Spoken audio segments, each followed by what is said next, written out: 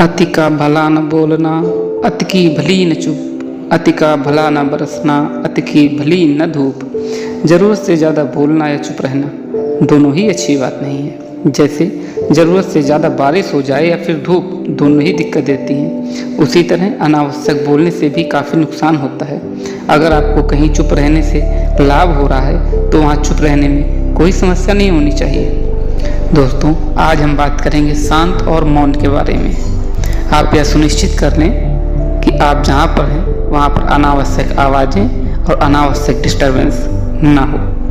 आइए जानते हैं चुप रहने से लाभ और बोलने से होने वाले नुकसान के बारे में। दोस्तों, ज़िंदगी में कई ऐसे मोड़ आते हैं जब आपको मौन रहना पड़ता है, क्योंकि जब हम मौन या शांत रहते हैं तो हम अपनी क्षमता से अधिक सोचते हैं, जिससे ना होने वाले काम भी आसानी से हो जाते हैं।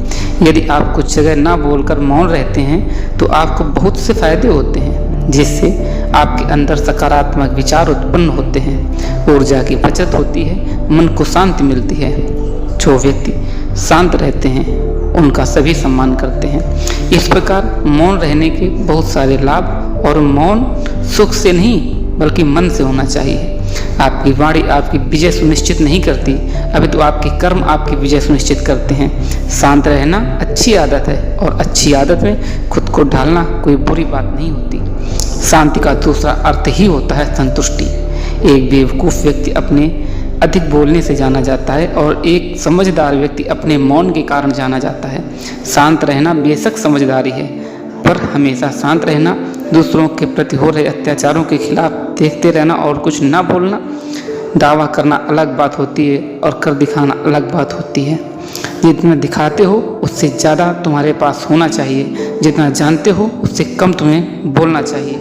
मौन की भाषा सबसे प्रभावी भाषा है, पर व्यक्ति इसका इस्तेमाल बहुत कम करता है।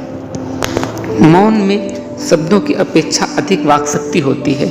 जब कुछ कहने को हो तभी कहिए, अगर कुछ कहना चाहते हो तब मत कह डालो।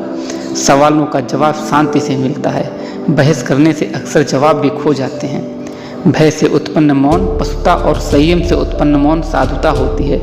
सही जगह और सही वजह पर बोलना जरूरी है, वरना चुप रहना ही बेहतर है। अगर आपके पास कोई तथ्य नहीं है तो वहाँ पर शांत रहना, चुप रहना, इसी में आपकी भलाई है। चुप बैठने से दिमाग में नई कोशिकाओं का निर्माण होता है और इससे ज्ञान में वृद्धि भी होती है। दोस्तों, बोलने में भलाई वही है जहाँ आपको किसी चीज़ के बारे में पूरा ज्ञान हो। शरीर का शोर सुनाई दे जाता है, कभी आराम से बैठकर आत्मा की भी सुनो। मौन वह तत्व है जिसमें महान चीज़ें अपना निर्माण करती हैं। भाषण रुपहली होता है, मौन स्वर्णिम होता है। मौन 7 भाषाओं के समतुल्य है। जब तुम कोई कठिन कार्य कर रहे हो तब बात मत करो, मौन शक्ति प्रदान करेगा। मौन बातचीत की एक महान कला भी है। मौन के वृक्ष पर शांति के फल लगते हैं। चींटी से अच्छा उपदेशक कोई नहीं हो सकता, क्योंकि वह मौन रहती है। अगर आपके शब्द किसी को मानसिक ठेस पहुंचा रहे हैं तो वहां चुप हो जाना चाहिए। कमज़ोर व्यक्ति के बारे में कुछ भी बोलकर आप महान नहीं बन सकते। महान आप किसी कमज़ोर का साथ देने से बनेंगे। कोई वस्तु आपके लिए अपवित्र हो सकती है, पर वही वस्तु किसी के लिए पवित्र भी हो सकती है, तो वहाँ आपका चुप रहना ही सही है। अनादर हमें किसी भी चीज़ का नहीं करना चाहिए, चाहे वह किसी इंसान को लेकर हो या फिर किसी धर्म को लेकर हो। अपमान करने से आप महान नहीं बन सकते। मौन किसी भी गीत से अधिक संगीतमय है। मौन आपके विचारों से अधिक कहने में सक्षम है। जहाँ नदी गहरी होती है वहाँ जल प्रवाह अत्यंत शांत व गंभीर होता है। एक मछली जाल में केवल चारे के वजह से फंस जाती है जब वह अपना मुंह खोल देती है। दोस्तों, मौन निराकार है, परंतु इसकी छवि इसकी बेहद खूबसूरत है। मौन और एकांत आत्मा के सर्वोत्तम मित्र हैं। जहाँ विचारों का सम्मान न हो और सत्य अप्रिय लगने लगे वहाँ मौन साध लो। दोस्तों, रामधारी सिंह दिनकर ने कहा है कि वाणी का वर्चस्व रजत है किंतु मौन कंचन है। मौन निद्रा के समान है, यह ज्ञान में नई स्फूर्ति पैदा करता है। चुप रहना आदर या सम्मान देने की निशानी होती है। इससे न कोई छोटा होता है और न ही बड़ा। अगर आपको क्रोध आ रहा है तो आप या तो वहाँ से कहीं चले जाएं या फिर किसी का अनादर न करें, चुप हो जाएं। क्रोध करने से आपके रिश्ते खराब होंगे। क्रोध करने से हमेशा क्रोध करने वाले व्यक्ति का ही बुरा होता है। जब आपके पास कहने के लिए कुछ ना हो तो कुछ ना कहें। शोर भ्रम पैदा करता है, मौन सत्य लाता है। मौन कभी कभी सबसे अच्छा उत्तर भी देता है। मौन एक सच्चा मित्र है जो कभी विश्वासघात नहीं कर सकता। मौन शक्ति का अंतिम प्रहार है। वाणी समय की देन है। मौन अनंत काल तक रहता है। जो बड़ा भरा होता है वह कम बचता है और जो अधूरा होता है वह ज़्यादा बचता है। अगर आपका किसी मुद्दे से कोई संबंध ही ना हो तो आपका वहाँ चुप रहना ही बनता है, बिना किसी वजह। अगर आप दूसरों के मुद्दे पर बोलेंगे तो यह आपके लिए अनिष्टकारी होएगा। इसमें केवल और केवल आपका ही नुकसान है। जब आप अकेले होते हैं तो आप नाराज नहीं हो सकते। अनुभव हमें सिखाते हैं कि मौन लोगों को सबसे ज़्यादा डराता भी है। सत्य दुख देता है लेकिन मौन मार देता है। मैं दावा कर सकता हूँ कि आप मौन को सुन सकते हैं और उससे सीख भी सकते हैं। इसका अपना एक गुण और एक अपना डायमेंशन, अपना आयाम है। आंतरिक मौन सभी प्रतिभाओं की जननी भी है। वाणी चांदी है, मौन सोना है। प्रार्थना में बिना शब्दों के रहना बेहद अच्छा होता है, बेहद बेहतर होता है। चुप्पी को सुनने में, कुछ ना कहने में ही भलाई है। जो हम बोल नहीं सकते उसे हम मौन रहकर कह देते हैं। मौन के वृक्ष पर शांति के फल लगते हैं। अगर आपके शब्द सामने वाले के परिवार या फिर मित्र की प्रतिष्ठा के बारे में बुरी झलक दिखा रहे हैं तो वहाँ आपको चुप रहना ही चाहिए। किसी के परिवार या फिर मित्र के बारे में बुरा बोलने से केवल आप ही बुरे बनेंगे। जो चीज़ आसानी से खत्म की जा सकती है उसे अपने शब्दों से बड़ा न करें।